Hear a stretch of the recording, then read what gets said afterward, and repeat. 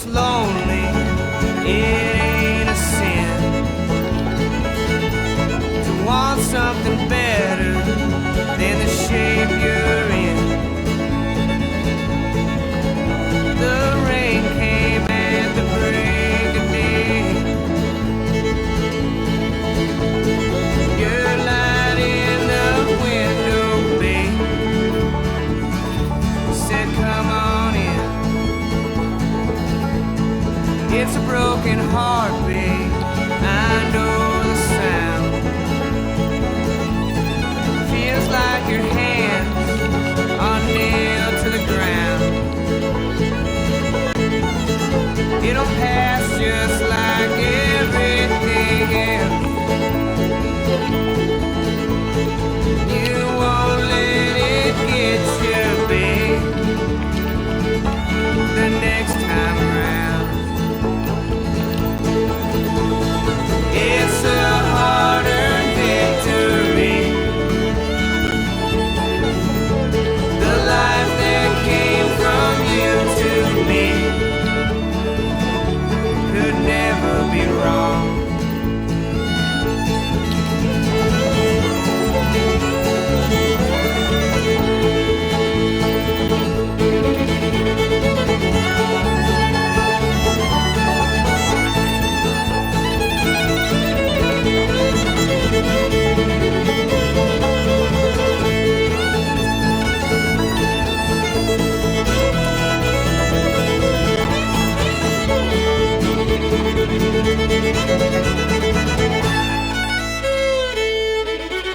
Grown from a moment in a million miles, airlight and stardust, then it slowly dies. Borrowed from nothing, come back half alive. And the stars they Alright, now we're going into Parker's Canyon, where it really starts getting fun.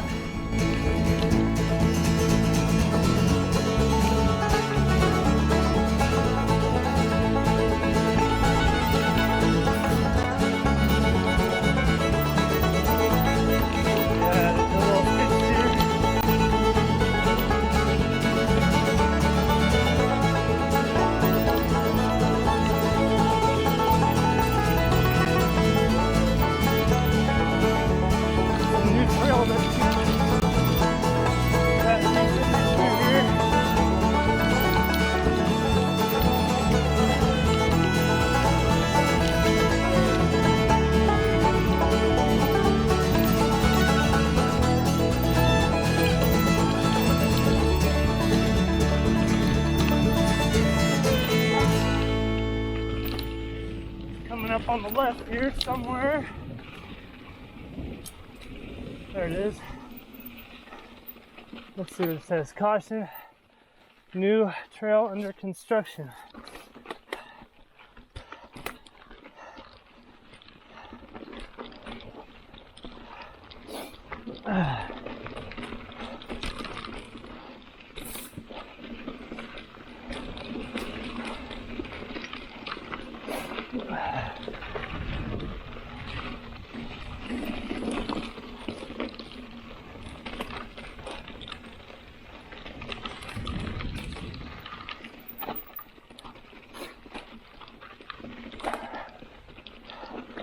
Trail definitely doesn't feel finished yet.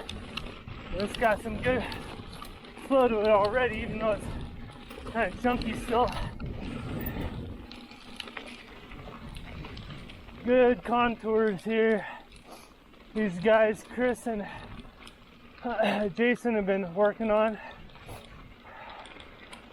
Yeah, the whole trail's fun. It follows kind of the bottom of the canyon. But this one routes it around the bottom of this real chunky cliff. You got right through the bottom and it's all chunky. It's kind of fun to try to get through it, but it's not like this flow trail. This one's got some good good flow to it. I really like how these guys build their trails. We put the bench of the trail right along these contours and just have it snake up and down it like a roller coaster. All right, here's the section. I think they're still working on this, getting the rock work done, but I've heard from a few people that it's not too bad to hike a bike across it. Oh yeah, they're having to chunk away at this thing.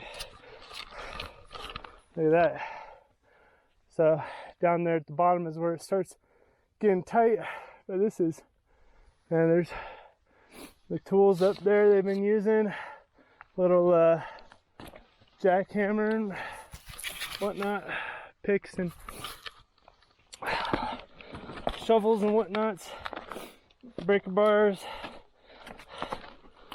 Yeah, this is somewhat treacherous at the moment, but this will be a great trail once they're done. Man, they got a lot of work. I'm sure the Over the Hill gang is helping them out with this. But yeah, they're gonna be laying all this rock, making it nice and flat. This really wasn't worth coming and showing you guys.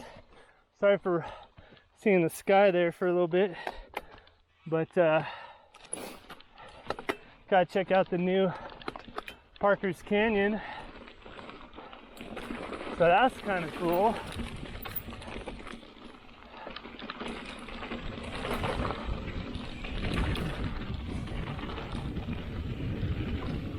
The fun thing about the bottom of the canyon is that trail has a lot of fun, like log drops.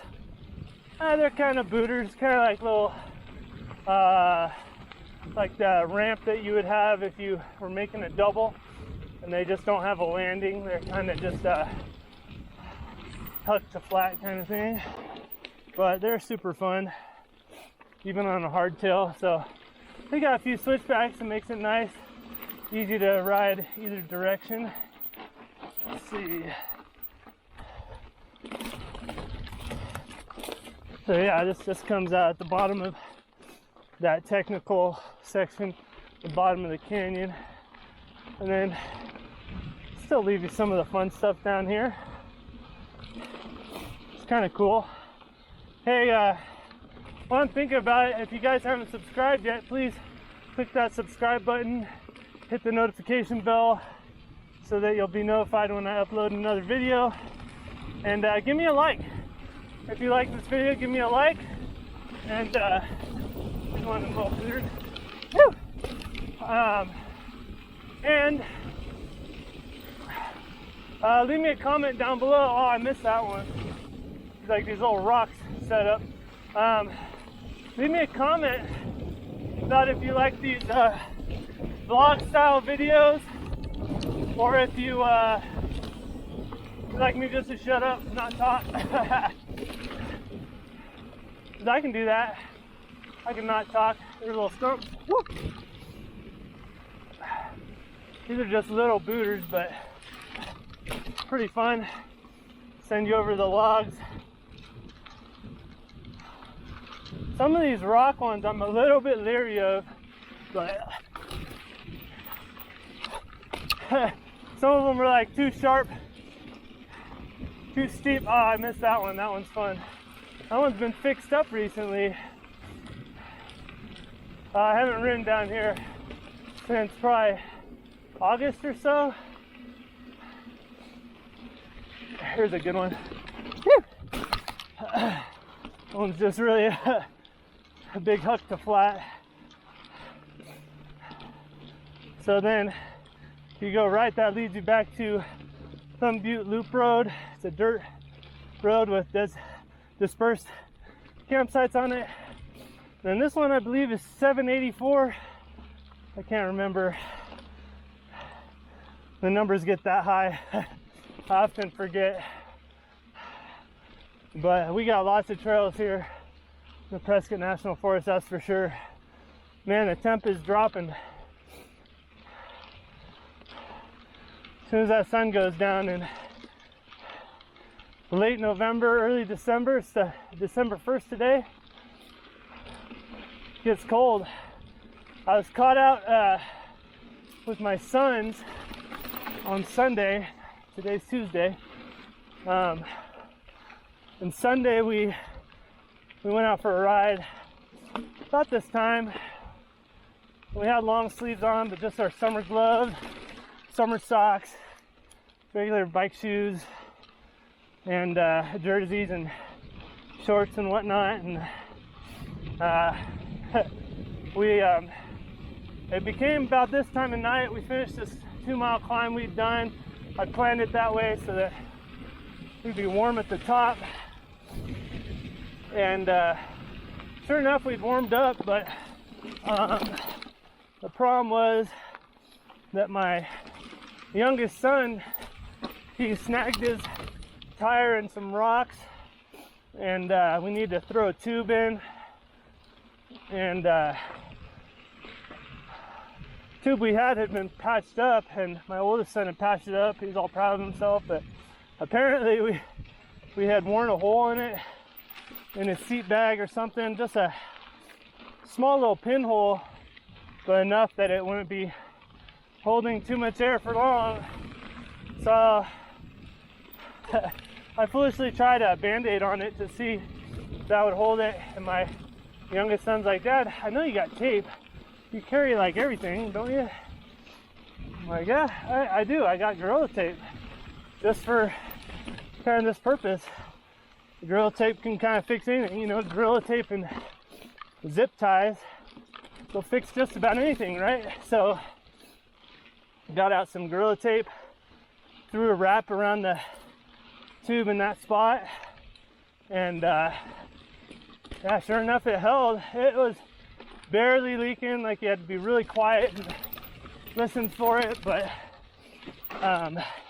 it had been holding well enough where we put it in, and I figured we'd have to nurse it home, but we had about 5 miles to go, so that was going to be better than just walking, because it was getting cold quick. I mean, it was probably like 41 to, I don't know, 38 degrees out or something, so it's pretty chilly. And we had gotten going not more than 100 yards, and his chain breaks, and I'm going like, "Well, what happened? Like, did you not shift and put too much torque on the chain before it was like in the right gear?" We had just speedily thrown everything back together, and the chain was just, you know, in the wrong gear for the derailleur, and I figured he had just torqued it because he wanted to get going. And no, that wasn't it. He had broken his chain at the quick link, and the quick link had just fallen off. And I'm thinking, what in the world? This bike has been ridden numerous times, but what I failed to remember is that we had just put it back together, and apparently we hadn't been forceful enough with that quick link to seat it where it needed to be. So that was had turned from something that should have taken a really long time with a broken chain to something I could fix within about 30 seconds. So that was a burst of optimism.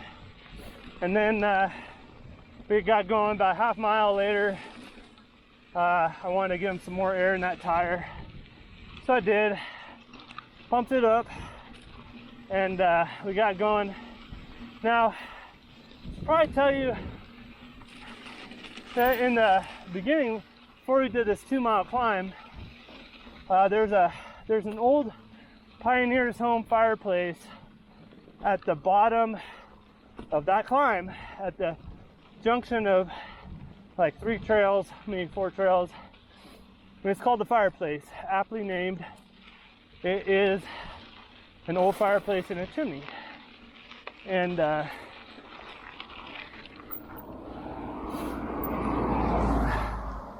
Watch out so I don't get hit. There's hardly ever cars on that road. At the fireplace, somebody had decorated it real nice for Christmas. They had hung some stockings, and they had some stuffed elves there, and they had snowflakes dangling from inside the fireplace. They had a sign that said Merry Christmas, you know, in front of the logs that they had put in the fireplace. It's real festive, with a Santa hanging upside down from the middle of the chimney. So you could just see him, his kind of head sticking out from in the fireplace. And so we saw that and thought, oh, that's super cool, you know, how nice of somebody to do that. Well, we were coming back down Firewater Trail, which leads back into that junction, and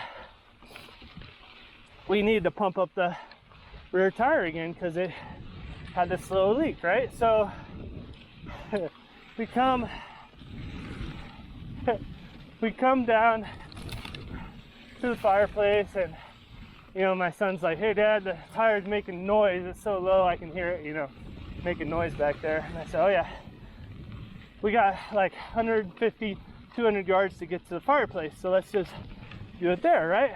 We'll have some kind of festive, joyful cheer, you know, encouraging us while I pump up this tire and we keep going, you know. And it's like, all right, yeah, that makes sense. Okay, so we get there. He puts his bike in front of my other son's bike, so we have some light to pump it up. I attach the pump and says, hey guys, I see one of those, you know, push here buttons on Santa's hand. He's one of those dancing, singing Santas, you know. Oh yeah, awesome. Well, go ahead and push it, buddy. Let's get some more holiday cheer going while we pump up this tire, you know. Maybe it'll get me moving and grooving, pumping this tire. So he pushes it, and of course it's been so cold here lately that Santa's batteries were just totally dead, and all we heard out of Santa was this low, creepy groan that came out of him, just like Frankenstein, you know. It just continued. It wouldn't stop. And my 11-year-old just gets so freaked out. Says, "Hey guys, let's just get going. My tire's probably good." And so, you know, I just kind of laugh it off and keep pumping the tire up. And he says, no, seriously guys, let's go right now. And I laugh. I said, all right, buddy, yeah, go ahead, your tire's pumped. Why don't you get started on this climb that we've got ahead of us? And so he gets going. My younger son, I put the pump just in the back of his hydration pack, because I know I'm gonna have to pull it out again, you know, in another mile or something. And so I get him going. I say, all right, go ahead. And then, you know, I follow up, and we get going. And I'm on my single speed, of course, and they're on geared bikes. So I end up catching them after, you know, a few hundred yards or so. And my oldest son says, hey Dad, I still hear his voice in my head, you know, that groaning, creepy zombie Santa sound. And I'm like, yeah, me too, man. That was a pretty creepy thing, huh? Too bad the batteries were dead. My youngest son's like, yeah, I can still hear his voice too. Let's not talk about it, you know. And I'm like, yeah, that's quite a fun memory we have, huh? Zombie Santa. And as I think about it, I see both of them, you know, look back from time to time, make sure creepy Santa's not alive and running after us. And I mean, my boys aren't afraid of the dark or anything now, but it's just, if anything's gonna get you, you know, it always feels like it's gonna get you more at night, you know. And I had such a great memory of that I was thinking, you know, I shouldn't tell him that I not only hear his voice in my head still, but I can hear little footsteps behind us.